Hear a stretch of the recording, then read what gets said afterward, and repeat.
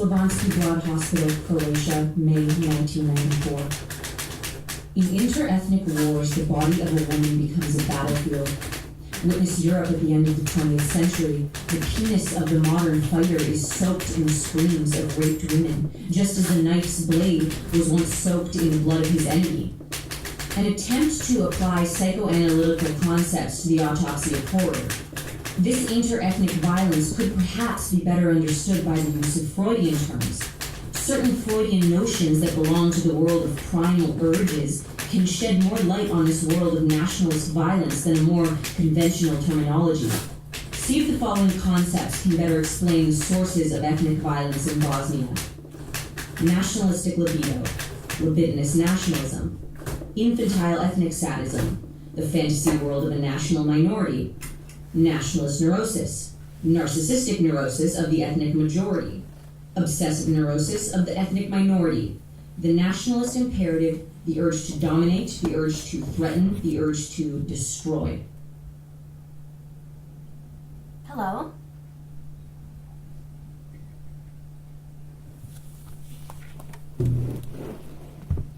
It's me, Kate.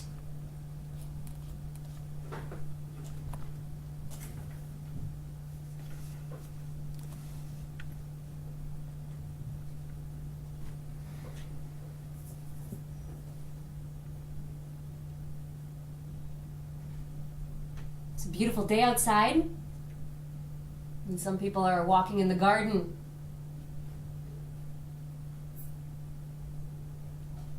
If you'd like to go into the garden, I'll come with you.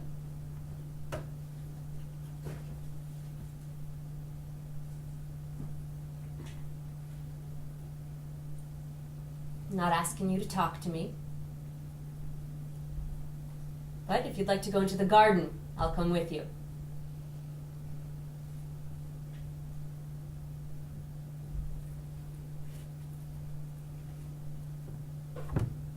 Do whatever you like. I'm gonna open a window.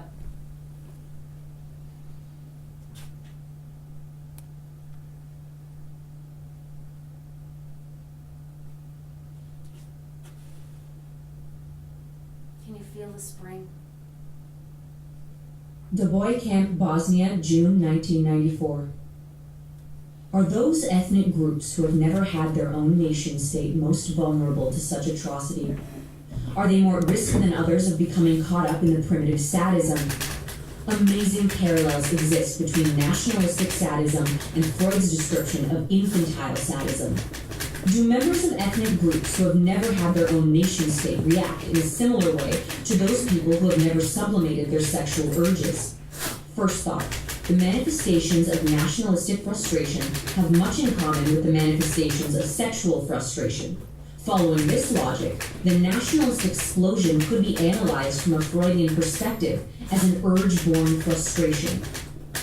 See if the following concepts can explain something. Growing anxiety in the ethnic group, nationalist explosion, nationalist depression, depressive nationalism, the neurotic phobia of ethnic groups who share the same territory, the neurosis of destiny and the neurosis of failure, the ethnic neurosis of abandonment.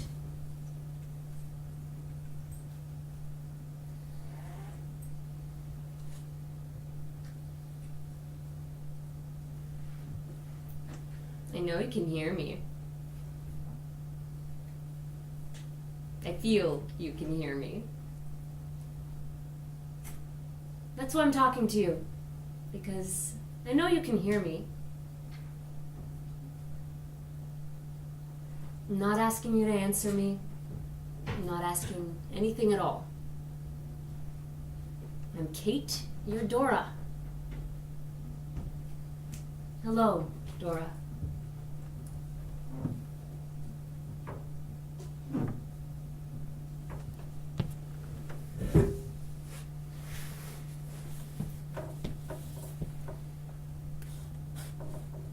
I'm Kate. Hello, Dora.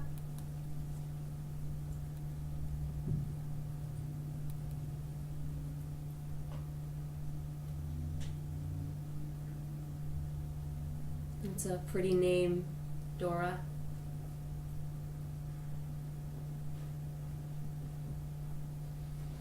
What do you want for lunch? Would you like me to read you the menu? There is soup. Zucchini soup, cream of vegetable soup, cabbage lasagna. I like soup. You know, I'm not a total vegetarian, but I do like vegetable soup.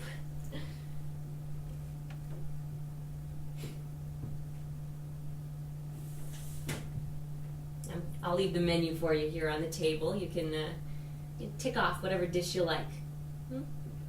And the dessert. Is that okay, Dora?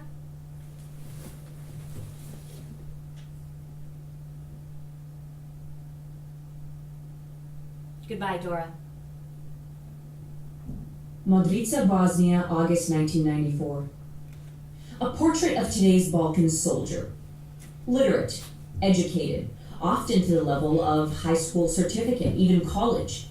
Fascinated by Western wealth. His dream? To move to Germany or the States. He speaks a little English, can get by in German, knows a few words of Italian and French, can have a proper conversation in Russian. He can also be obnoxious. He can be melancholic. He's anti-communist, but also full of nostalgia for the communist past because it was stable. Drinks a lot, anything he can get his hands on. He feels depressed when he has to admit to himself that he has no country. He hasn't yet been given a country. People have stolen his country from him. They've occupied his country, amputated his country, humiliated his country. And the West is always to blame. The West has forgotten him. The West hasn't kept its promises. The West has betrayed him. The West is a whore.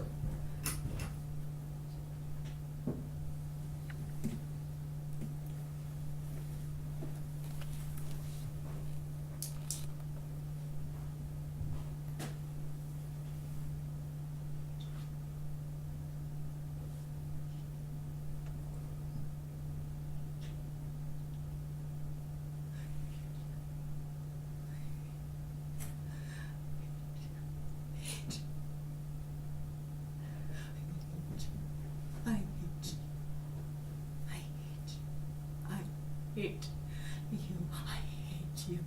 I hate you. I hate you. I hate you. I hate you. I hate you. I hate you. I hate you. I hate. Observation number 1, the subject is suffering from traumatic neurosis. In German, this is traumatische Neurose. In French, this is Nevrose traumatique. In Italian, Nevrosa traumatica.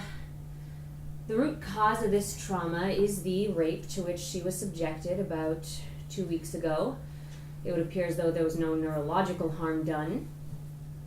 The state of the subject: mental confusion, permanent exhaustion, traumatic paralysis. The subject doesn't respond to any external stimuli. Her determined refusal to answer my questions makes me think she understands everything I say. I hate you. I hate you. I hate you. No, Lord. You cannot deliver us from the evil. No, Lord. You can't give us our daily bread. No, Lord. You cannot forgive us our trespasses because we don't ask to be forgiven. Because we cannot forgive you. And no, Lord. We can't accept your will be done because your will brings only blood and fire and madness. And no, Lord, I cannot describe my suffering. No, Lord, I don't believe we can speak about everything. And I don't believe that there's sense in everything we hear. And I don't believe there's sense in everything that I'm saying. Observation number 2. The subject is suffering from an alteration of the ego. In German, this is Ich Beranderung, in French, Alteration du moi, in Italian, Modificazione dell'io. The subject seeks refuge in silence and offers positive resistance to every attempt at communication from the outside world. This behavior is simply a defense mechanism. Every attempt to communicate with her is perceived by the subject as an act of aggression. For her, the rape continues. Communism. The force that obliged everyone to be brothers is a time bomb. This is the real powder keg in the Balkans, out of which has grown this national frustration. And what precisely is this new battlefield for this new soldier? The body of a woman who is his ethnic enemy becomes a battlefield in its own right, and he thrusts himself into it regarding rape as a weapon of war. He doesn't have to expose himself to bullets, shells, or tanks, merely to the screams of a woman. And these screams only inspire him to serve his country until his last breath. Having secured shelter for his own wife, daughter, mother, and sister, the soldier goes in pursuit of his enemy's wife, daughter, mother, and sister. In short, his enemy, having once been his brother, he knows that the women surrounding him are at one and the same time his enemy's source of greatest strength and his greatest weakness. More than half of the women raped in ethnic wars are victims of aggressors whom they know personally or whose paths they've crossed frequently within a radius of 60 kilometers or less. In today's ethnic wars, rape fulfills the same purpose as the destruction of the enemy's houses, his places of worship, his cultural heritage, and his values.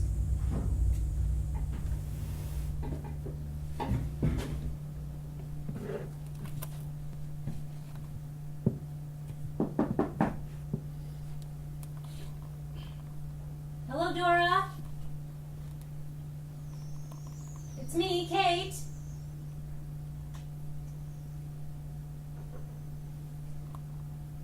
They've lit a big fire downstairs in the drawing room. Would you like to go down? If you'd like to go down, you know you'd be very welcome.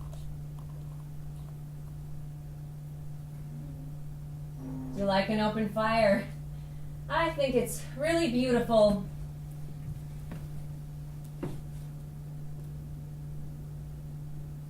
We're all down there. Do come down if you like. Or if you'd like me to stay here with you, just say. You've got a little bell here, Dora.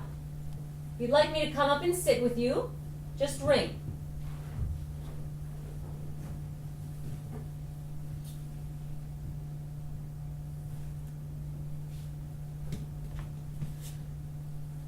I'm not a doctor, Dora.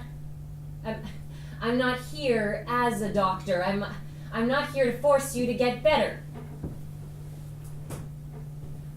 I'm here because I need you.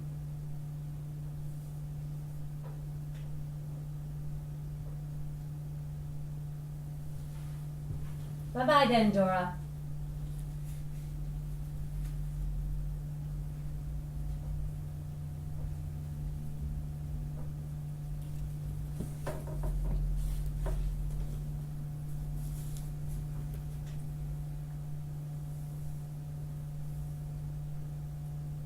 The Balkans.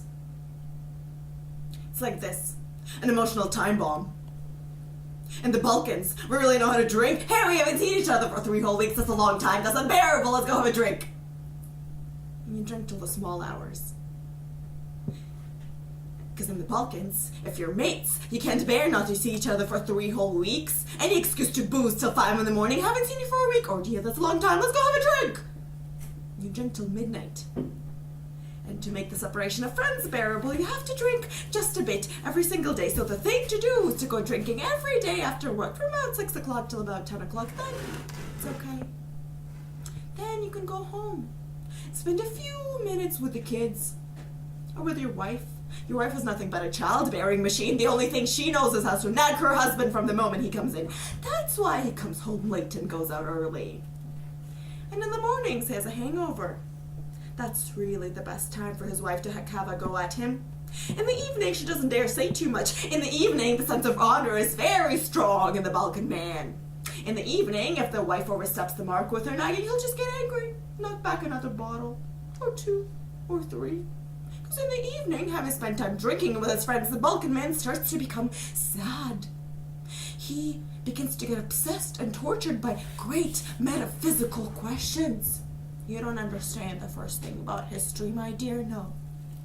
She doesn't understand anything at all. She doesn't understand why her man has been struck by a melancholia passed down to him by his ancestors. He doesn't understand why she starts to question the meaning of life. Where do we come from and where are we going? And the world is a shithole. A meaningless shithole. Yes.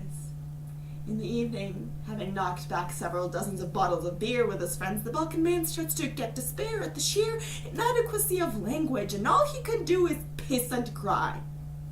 He pisses tears of sorrow, he pisses tears of anxiety, he pisses tears of helplessness of humanity in the face of the mystery of the universe, and he is going to vomit. Though, not just yet. Not till about 3 in the morning, when the pain in his head becomes so unbearable because those bastards have made the beer with the rotten malt. And in the world of business, everybody's a crook and a swindler.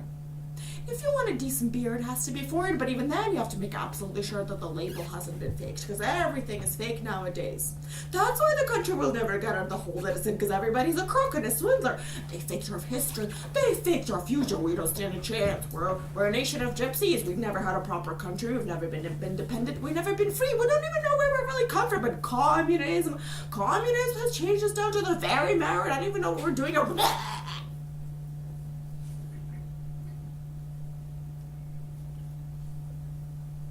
3 in the morning, the Balkan man lays his head on his wife's breast, because this breast, so warm and sweet and welcoming, reminds him of his mother.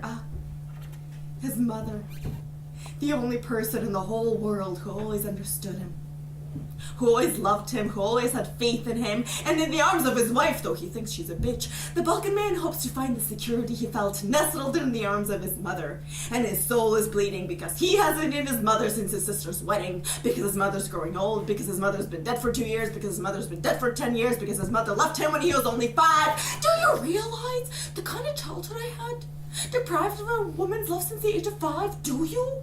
Shit, you don't understand anything at all. You just want to shut me up in this house and take my paycheck every week. Yes. 3 in the morning, the Balkan man is a fragile creature. One you have to deal with gently, otherwise his soul will be in danger of breaking into 1,000 little pieces. But it's okay. His wife can have a go at him later, when he's getting ready for work, as he shaves lethargically in front of the mirror in which he doesn't even recognize himself. Why are you doing this to me? Look at the shirt you come home in, huh? Look at the stains, look at the trousers. You don't care. You don't care at all, do you? Why are you doing this to me? Me and the children, why? Why are you doing this to me? Why are you doing this to me?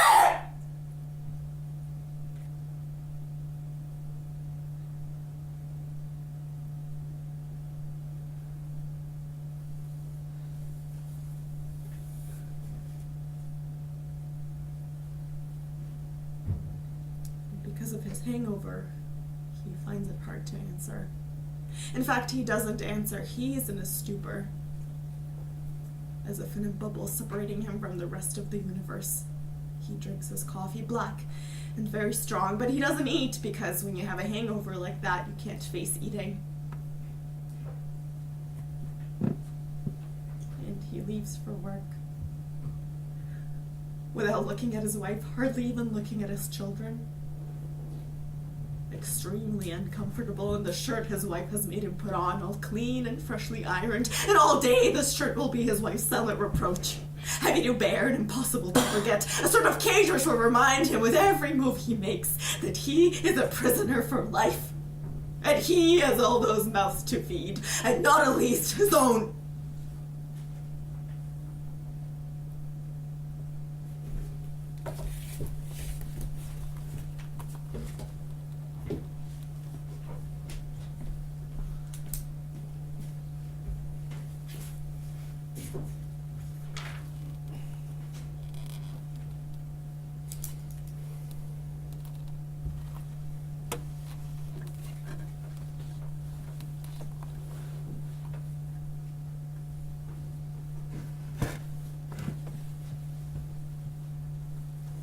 Do you want me to tell you how I was raped? No, Dora. Yes, you do. You want me to tell you how they raped me?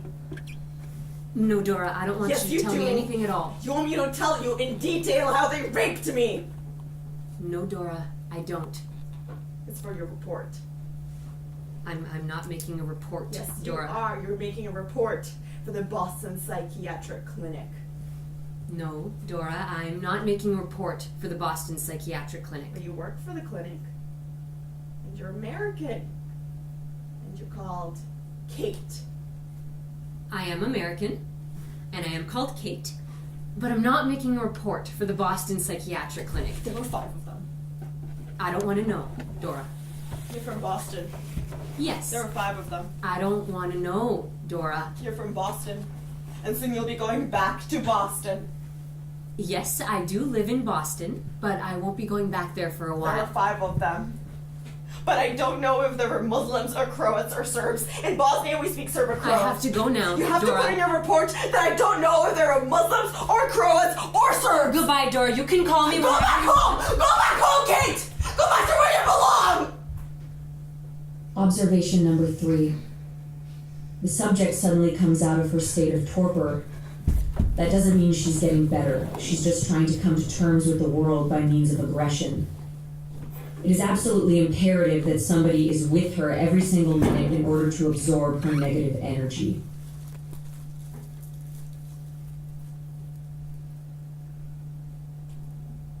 Hello, Dora.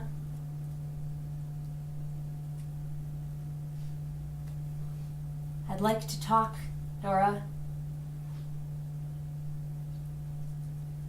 I'd like us to be friends.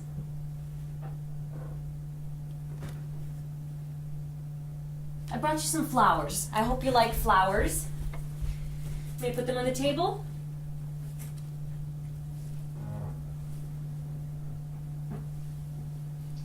I'd really like us to talk, Dora.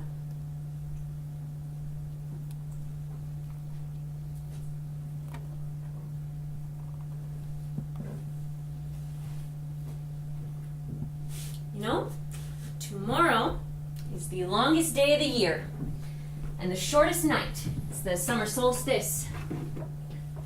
There's gonna be a party. Everyone's going down to the lake. It's a beautiful lake. It's called Lake Constance.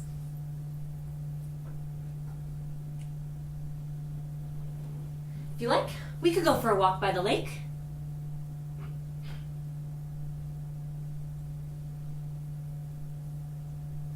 Goodbye then, Dora.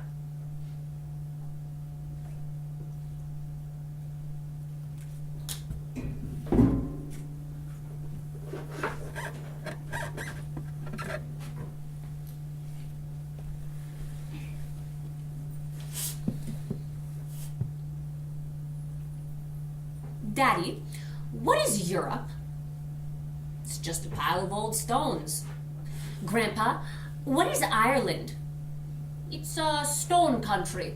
A country made of stones, scattered like this. Just stones or old stones? Stones that are good for nothing. But aren't some stones good for something? No, they're all good for nothing. Daddy, is that an old stone? No, that's a lump of cement. So what's an old stone like? Much bigger and almost black? Black like Betty? No, not as black as Betty. When I told Betty, our nanny, that Europe was full of black stones, but not as black as she was, she started to laugh. She said, "You got a smart daughter there, Mrs. McNoyle. You should have called her Europe." But I wasn't called Europe. I was called Kate. Mommy, what does Kate mean? It doesn't mean anything. Nothing? Nothing.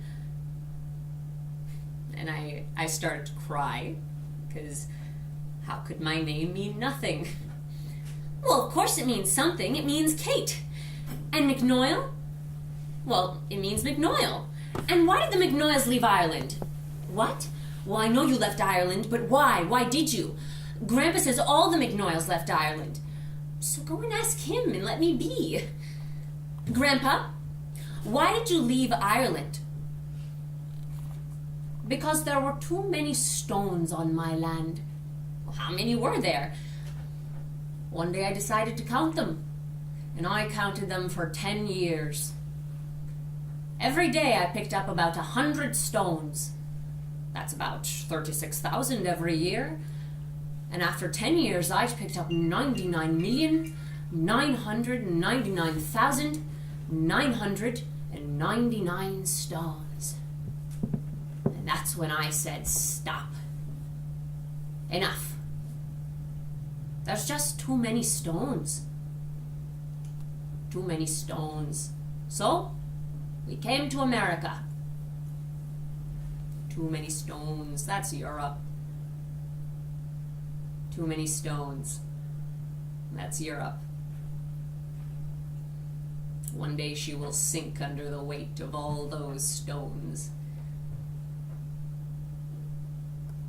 Actually, she's already begun to sink.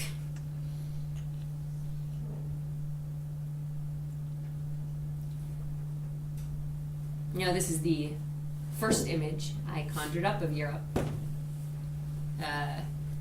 Sort of mountain of stones, this iceberg of stones gradually sinking on the other side of the ocean. But at the foot of this mountain, there was something else. A little garden with 2 or 3 little withered trees, and that's where I used to imagine my grandfather, armed with a pickaxe on his knees, scratching out 100 stones a day from his little plot of land.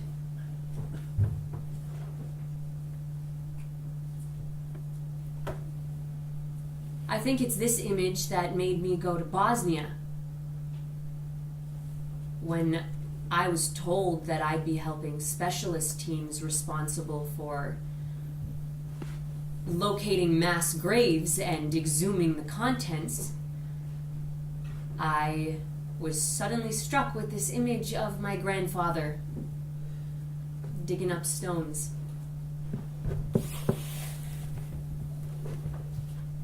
Every one of us McNoyles is a born digger. But for me, it wasn't stones. It was corpses.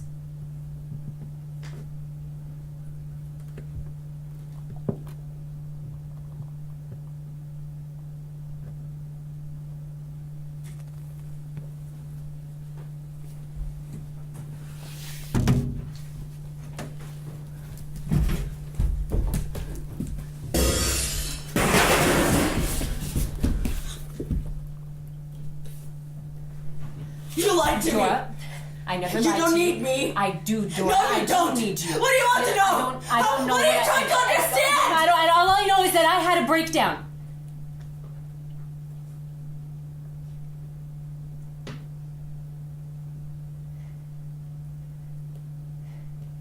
you have children?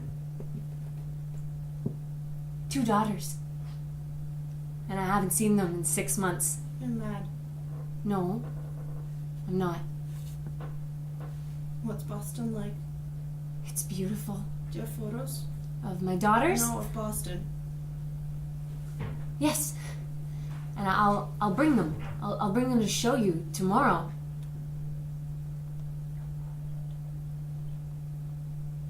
I hate being interrogated, Kate. But I'm not interrogating You are. Dora. You all Americans all the same, all obsessed with psychotherapy, but I hate being But I'm interrogated. not interrogating You make you. it seem as if you're not interrogating me. What you're actually doing is torturing me with all your clever techniques and I clever swear therapy. to you, Dora, that I am not here You're as all a doctor. obsessed with psychotherapy.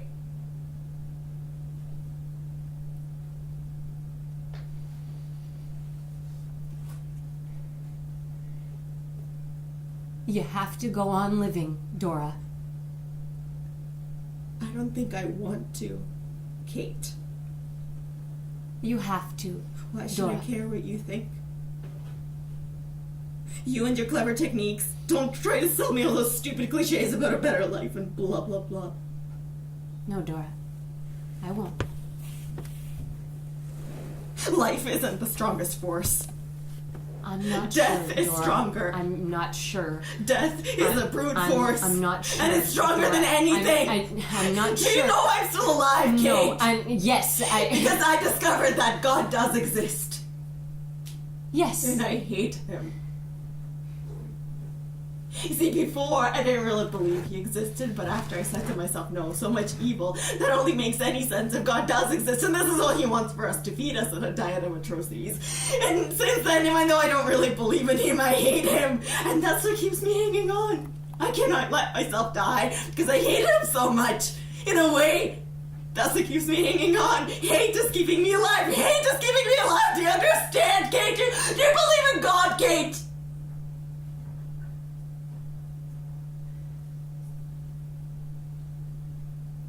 I don't know.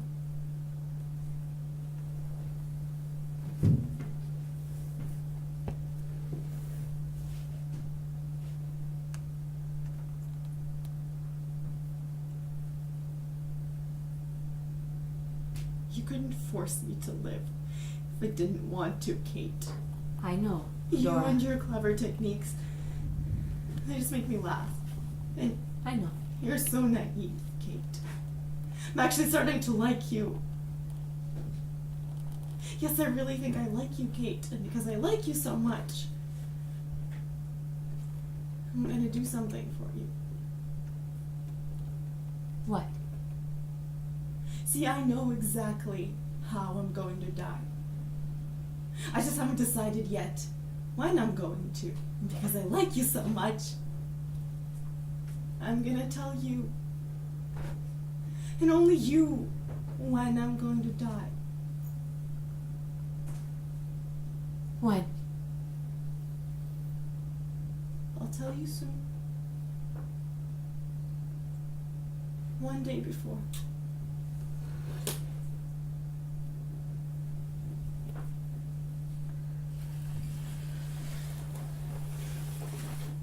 Observation number 5. The subject's mood swings from outward aggression to periods of complete self-absorption. These apparent whims are actually a good sign, a sign that she is in fact capable of entering into some kind of new relationship with the outside world. It's too early to submit her to questions about the circumstances that provoked her trauma. At this stage, one can only assess her ability to recall by patiently employing various psychological techniques. Hello? How are you today, Dora?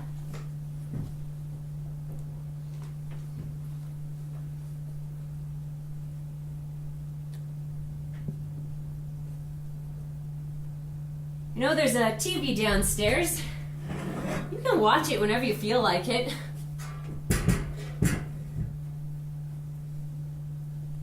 I brought you those photos of Boston. Would you like to see them?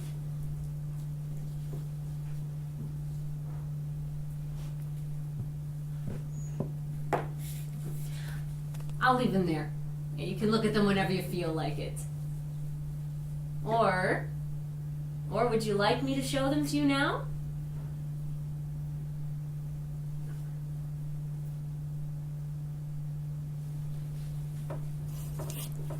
I'll show them to you whenever you want.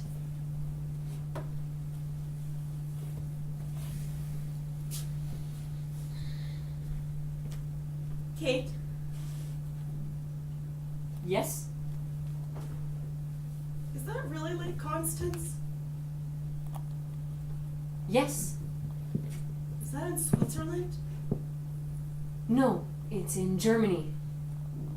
But the Swiss border's only a few hundred yards away. You can actually see Switzerland from the window. Where? Come here. I'll show you.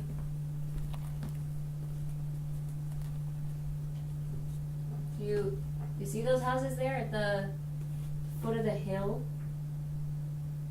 That's Switzerland. Are you sure? Yes. And here, we're in Germany. On the left, that's Germany. On the right, that's Switzerland. What's on the other side of the lake? Still Switzerland.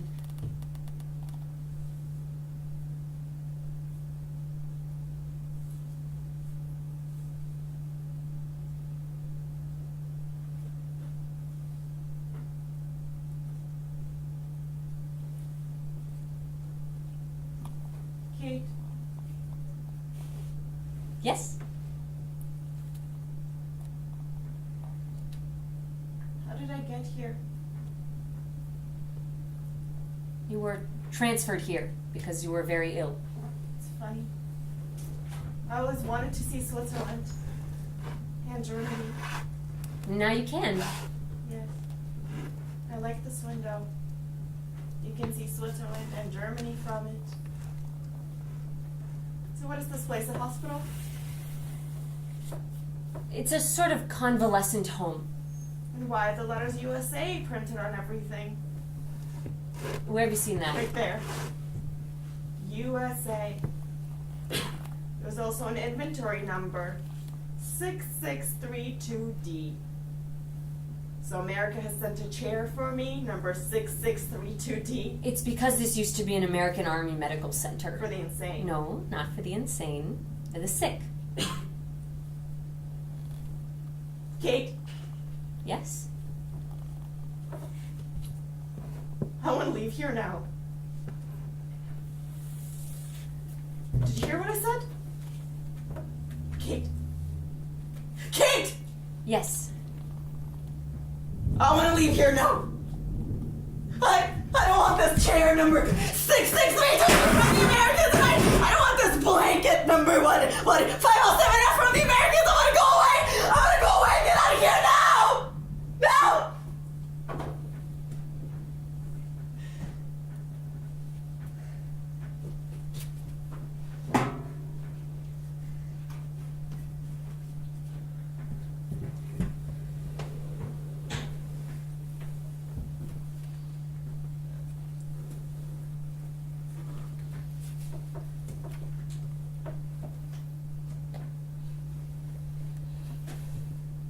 Where to, Dora?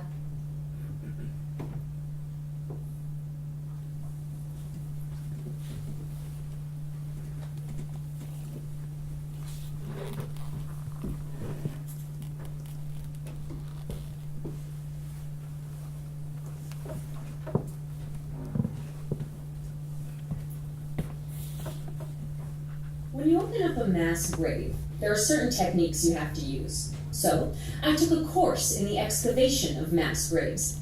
You can't just go into one and rummage around. There are, after all, laws governing such excavations. The person undertaking the job is in the same position as someone who uncovers a murder. He must, at one and the same time, dig up the body of the victim or victims, and yet not actually touch anything. If he is not perfectly trained to do this work, he's in danger of covering up the very evidence of the murder he is trying to uncover.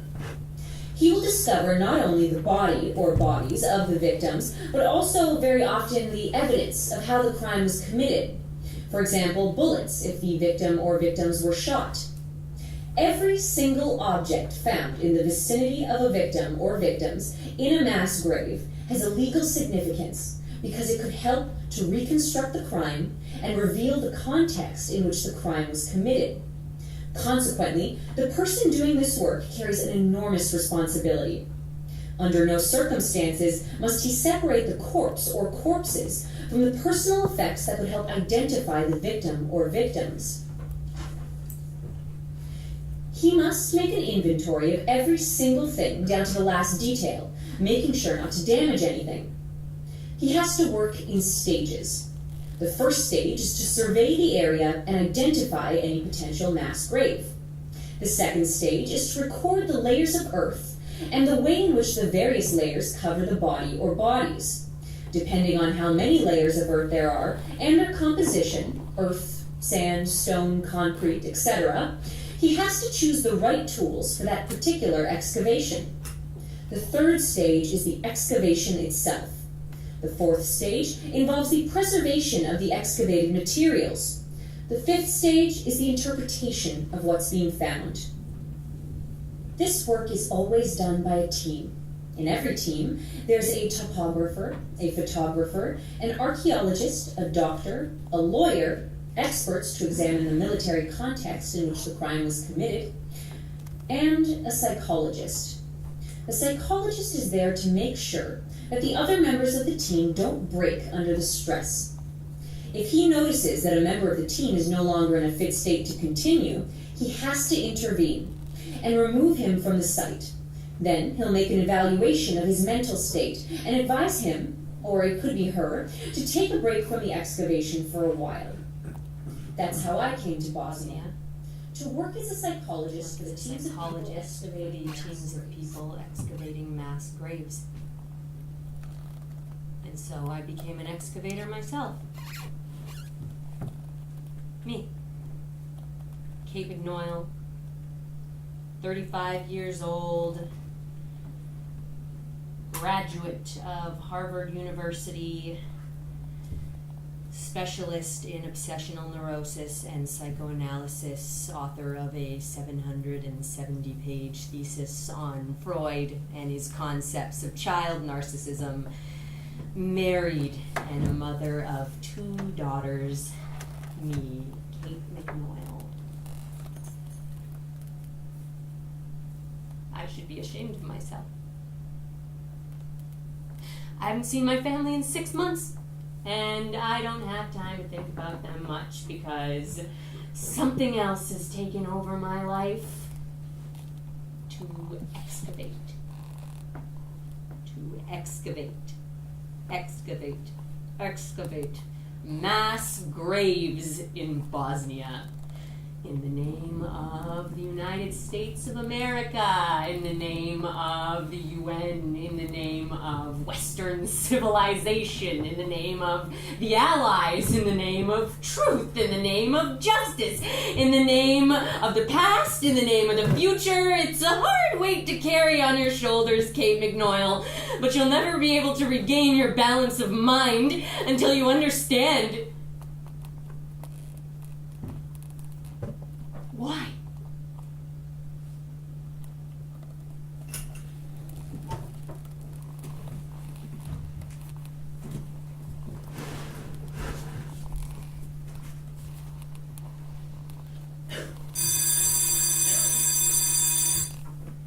I want an abortion. Yes. Now. Yes, Dora. Now! Whatever you want.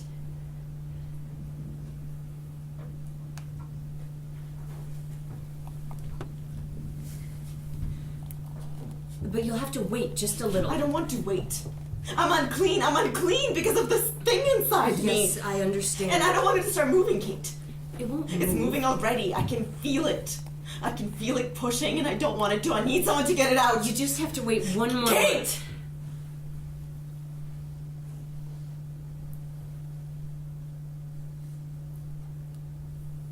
Yes, Dora. Kate, Yes. I want something to drink.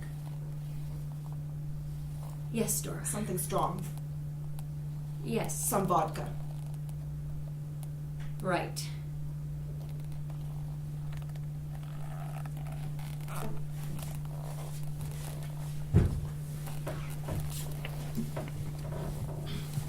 Grandpa, what is America? America is a pile of stones built up like this. My grandfather used to tell us a story of when he first came to the States, at least 2 or 3 times every year. Tell me, Grandpa, how did you get to America? We came on a big boat. As big as this room? No, bigger. As big as the whole street. I don't believe you. Look at this boat. Here on the 3rd class deck, that's me. And that's your great-grandmother, and that's your father. And that's your Uncle Simon, and your Uncle Sean, and your Aunt Elizabeth. And that is your grandmother, who died last year. And why aren't I there? Well, because you weren't born yet. And the boat? What about the boat? Was the boat made of stones, too? No, my precious, the boat was not made of stones. No. When my grandfather first got to the States, he became a stone cutter. I mean, the stones never forgave him. All those stones from his land that he'd gathered all those long years, and as well as those he hadn't, all pursued him to the United States. This child doesn't have a father. Yes, it does. This child doesn't have a name. But it will have. It'll have your name. It will never be my child. I didn't want it. Nobody wanted it. This child doesn't have a mother or a father. It doesn't exist, Kate. Yes, it does. It's moving inside you. You're its mother. And its father? Who will be its father? If it ever asks me who his father is, what will I say? Who is its father? War. War is its father. I could never tell a child that. How could I tell it that? How could you say to a child, listen, my angel, war is your father? No child could ever understand that. It will understand. One day. First they got off at Ellis Island, and then they took the boat to Manhattan. And then they saw a man waving a placard that said, Woolworth Building Company, good stone workers wanted. And I mean, my grandfather had never been a stone worker. All he ever wanted was to find a little plot of land somewhere in the States with no stones on it that he could work with his family. But I only had $10 in my pocket. And I looked at my wife and my mother and my children, none of whom knew where we were going to sleep that night. And I decided to take my chance. And he walked right up to the man and he said, I like stones. And the man said, have you ever cut stones? And my grandpa said, yes. And the man said, and where was that? In my garden, he replied. In my garden. And he looked behind him and saw that there was already a queue of about 20 men that wanted to cut stones, and so he said, okay. And he cut stones for every skyscraper in New York. He worked on the Woolworth Building, and he worked on the Walter Chrysler Building, which beat the Woolworth Building, and then he worked on the Empire State Building and Rockefeller Center, and so on and so on. That's what he did. For 30 years, he placed like this. All those stones he picked up like that in Ireland.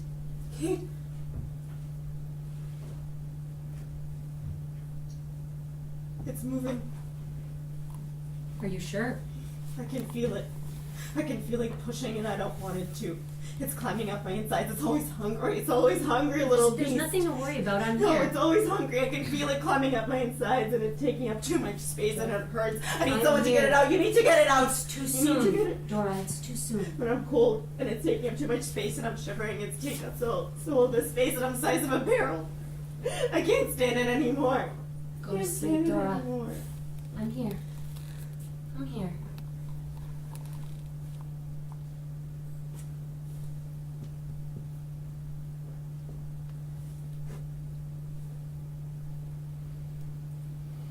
When my dad used to get asked where he worked, he used to reply rather enigmatically, for the emergency services at the biggest bank on the East Coast. This was his little joke. He actually worked for a donor bank, and they could call him at any time of the day or night for the emergency transport of a kidney to anywhere in Massachusetts. Sometimes he'd get home just when we were having breakfast. What did you deliver last night, Daddy? I had to deliver a heart, he'd say, staring off into space because he hardly ever had the chance to sleep a whole 8 hours. All I ever saw of him growing up was either sleeping or rushing out or getting home and sitting straight down where my mom would give him something to eat. Well, what did you deliver last night, Daddy? I had to deliver a donor. A donor usually meant someone who'd been smashed to pieces on the freeway or somewhere, one of whose organs was going to be speedily sewn into some other poor creature who needed a lung or a pancreas or a liver. I saved him, he'd say. His face reminded me of the face of a priest after his Sunday sermon. There were maybe 2 or 3 times every year, nights, when things were quiet. My dad would look up at the stars and say, "Tonight, it'll be quiet." And then that meant that he wouldn't be needed by anyone, not for a skin graft or an eye transplant, a heart, a kidney, blood, marrow. But how do you know it'll be quiet tonight, Daddy? I just feel it, he'd say, looking out the window into the dark night, as if some unseen messenger were giving him a sign that tonight everything would be okay.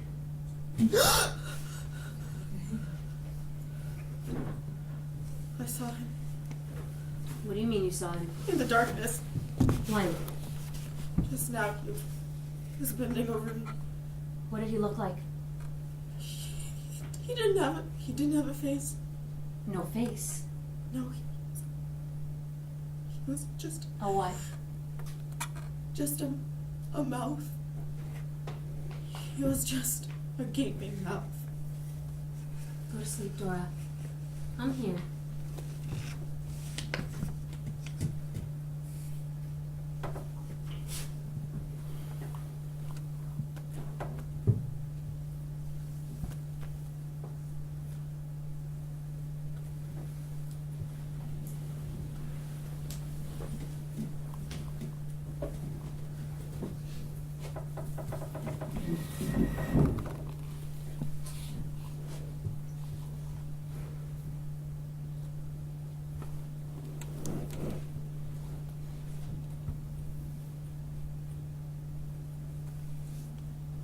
I'm here!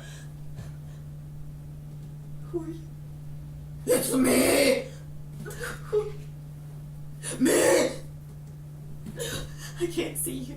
Yes, you can! What do you want? What do you want? Go away. I'm hungry! So, You have to give me something to eat! you've already eaten all of my flesh. What else can I give you? I'm hungry! You have to give me something to eat! You already drank every drop of my blood. I have nothing left to give you. You're my mother! And I'm hungry! You have to give me something to eat! No, I'm not your mother. I didn't want to be your mother. I will never be your mother. You have no mother. Yes, I do! You're my mother and you have to give me something to eat! You've already eaten every piece of me, and you've emptied me. You've emptied my soul. If you don't give me something to eat, I'll scream! Fine then, scream. I want to hear you scream.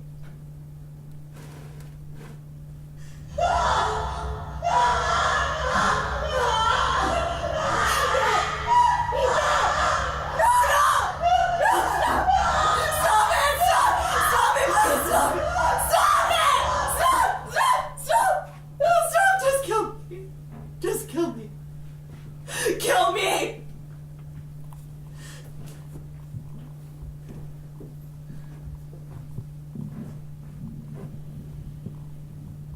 What's your problem? Stop it. Stop. I've stopped, okay? What do you want? I told you already. I want to give you something to eat. If you don't give me something to eat, I'll start screaming again. No, no, please stop. Oh, I'll give you something to eat, I will. I'll give you something to eat.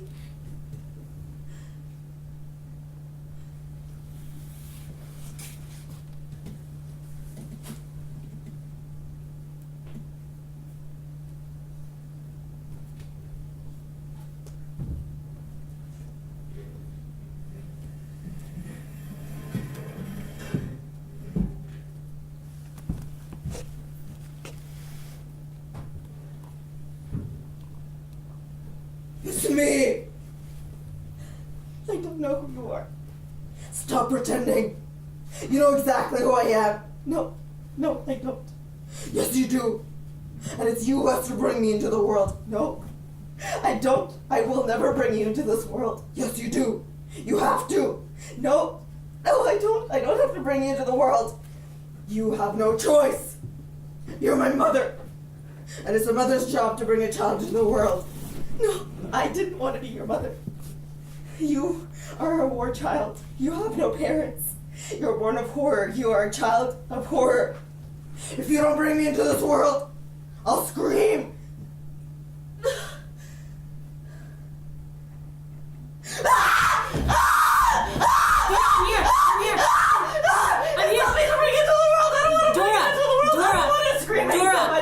If you don't want this child, then give it to me!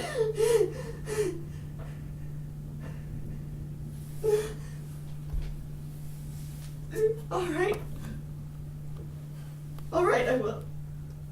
I'd like to have it. Take it now. I can't take it now, but if you bring it into the world and give it to me, then I'll take it. Take it now. If you really want it, take it now. Alright then, I'll take it now. I'll take it now. Come on. Let's go to sleep.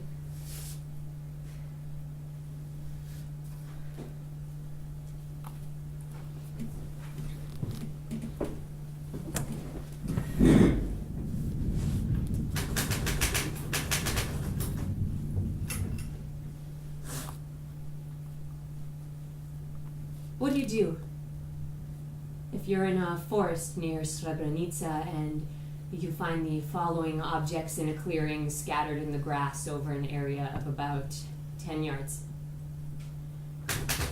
247 cartridges, a bicycle wheel, a teat from a baby's bottle, a beret with the letters UN barely decipherable, pieces of a stretcher, 3 packets of Drina cigarettes, 11 empty cans of Croatian beer, a broken alarm clock, a squashed tube of toothpaste, a piece of barbed wire about 3.5 meters long, a rifle butt, a plastic bag full of rotting potatoes, an Elvis t-shirt, a leather belt burnt black with the pouches where you keep the grenades ripped off, a postcard from the Eiffel Tower with a few lines scribbled on the back. Completely illegible.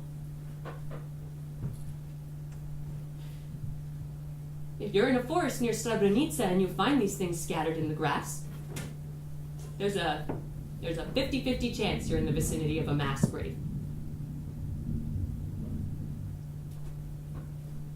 Is that why you had a breakdown? Yes, that's why I had a breakdown. But nobody knew anything about it. Nope, because I was the team psychologist. After how many mass graves? Saddam Nice. 17. You could no longer bear to read the inventories they attached to every body they dug up. No.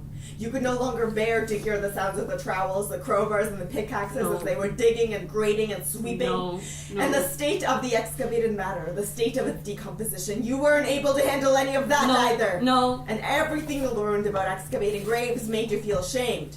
Yes. For example, Yes. rule number 1 of the excavator, you have to keep the site clean. A frequent sweeping of the excavating site is one of the best ways Yes. to ensure proper observation Yes. of the excavation. So you were asked to be sent Yes. somewhere else, for example. Yes. For example, here, Yeah. Yes. to apply your method, your new cathartic method for treatment of women in Bosnia who have suffered rape.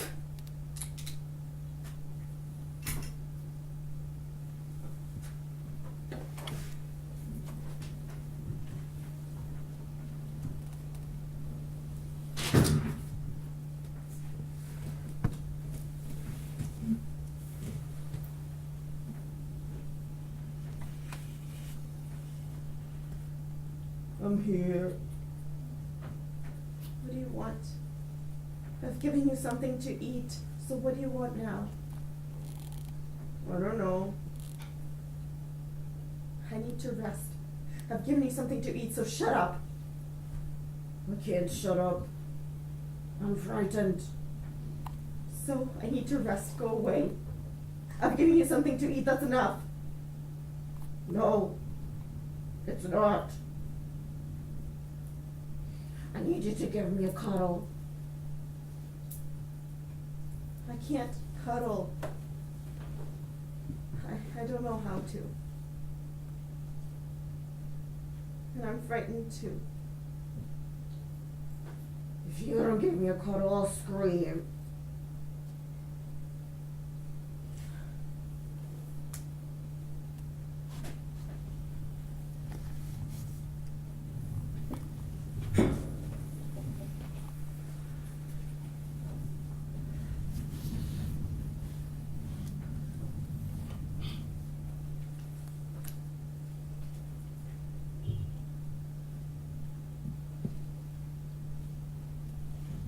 Why do you want this child, Kate?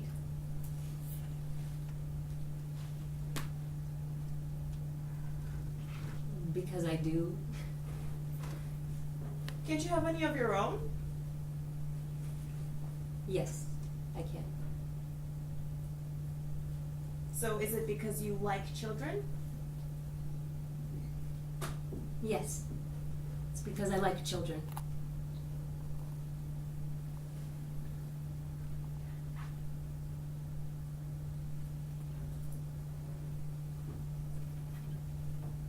Why do you want this child, Kate?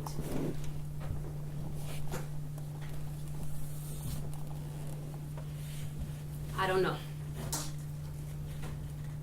Is it for your Freudian experiments? No. Are you sure? No. Stop acting as if you have the whole of America's guilt on your shoulders. I'm not. Then why do you want this child, Kate? I just do, Dora. Well, I'm not giving it to you. Why not? I'm not giving my child to the United States. I am not the United States.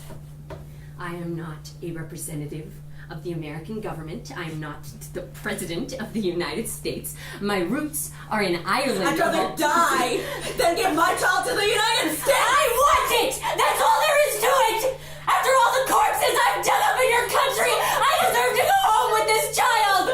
Stop it! Stop! You'll never have it!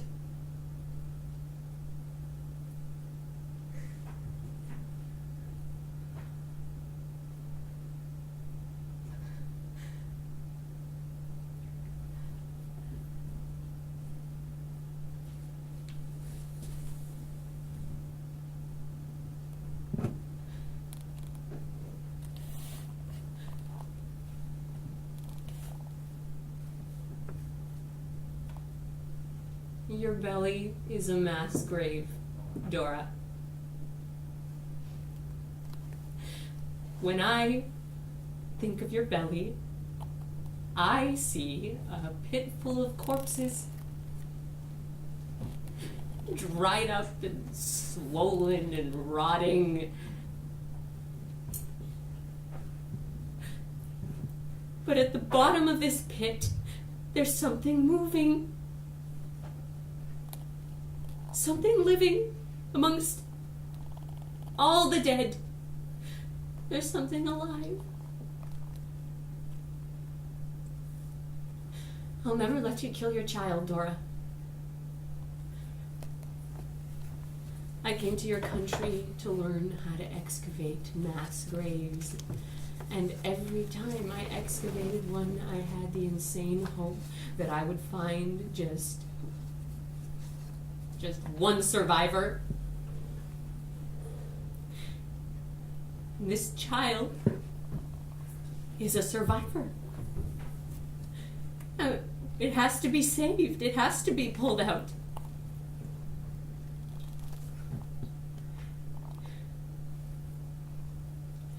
That's it.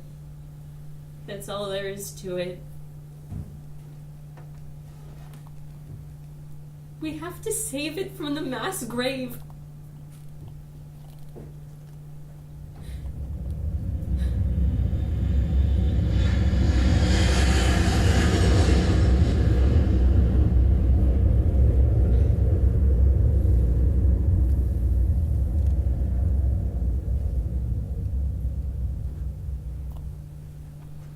How can I explain to you, Dora, that nature abhors a vacuum, that the laws of nature have nothing to do with the impulses behind man's barbarity, that nature doesn't acknowledge rape. So, your baby is a boy. As always seems to happen after a war, there are more boys born than girls. Nature, Dora, is impervious to man's stupidity, his inhumanity. She pursues her work relentlessly, despite the evils perpetrated by mankind. And her work remains, as it always was, mysterious and full of beauty. I'm going home soon, Dora. I'm going back to my children.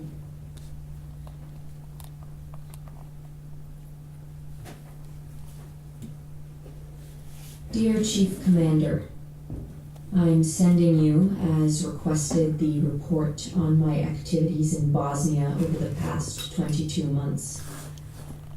May I remind you briefly that I was a member of the mission evaluating medical needs in Croatia and Bosnia, that I then became part of one of the teams responsible for identifying the mass graves in the Krajina and Srebrenica areas, and that at my request I was transferred to a NATO medical center in Germany. I confirm that as from the 1st of April, I would like to return to my post in the Boston Psychiatric Clinic in Massachusetts.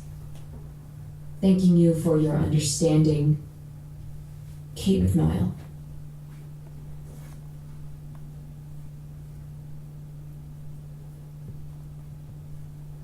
How can I tell you, Kate, that I hate my country? One can't hate one's country. How can I tell you that I no longer have a country? We're all born somewhere.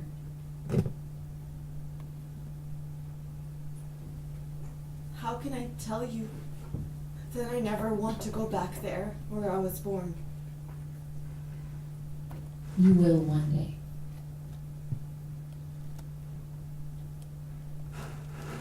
How can I tell you, Kate, that my country no longer has a God? My people killed him. You'll find the need to believe again one day.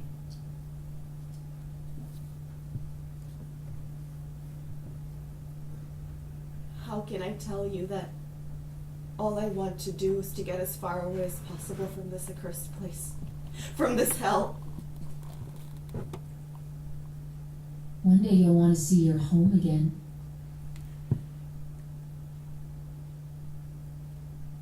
I don't have a home anymore. One day you'll want to know if your family is still alive. There's nobody left alive in my heart anymore. There must be an image of your country that you'll always carry with you.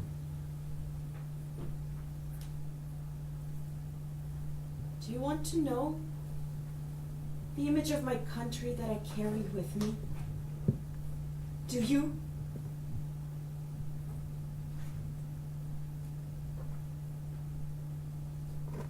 The image of my country is an old man leaving a column of refugees to lie in the grass for rest. Grass that hides an anti-personnel mine. My country is a grandmother who has to flee from the approaching soldiers and who, before leaving the house, kisses the porch. My country is a mother who notices that her dead son's uniform is missing a button. She hurries to sew him back on before he is buried. My country is a father who spends all his time making a doll for his 7-year-old daughter, who has been dead for 346 days. My country is a peasant who notices that soldiers are entering his village and asks them, "Are you on our side?" My country is the inscription you see all over the place in Sarajevo. "Patsy, snipers, be aware, snipers!" And the taste of my country is the soup handed out by the Red Cross. My country is an 18-year-old soldier who, for a joke, writes, "Cut here" on his neck. Just like those packets of instant soup. My country is a peasant who hides in the forest because Chetniks or Muslims fighting for Islam have arrived in his village. He is killed 3 days later when he decides to go home to feed his starving cows because he can no longer bear to hear their bellowing. My country is a soldier writing on a door with red spray paint, "This is Serbia." 2 weeks later, new words cover the old ones, saying, "This is Croatia." A few days after that, even newer words appear, saying, "Idiots, this is a post office."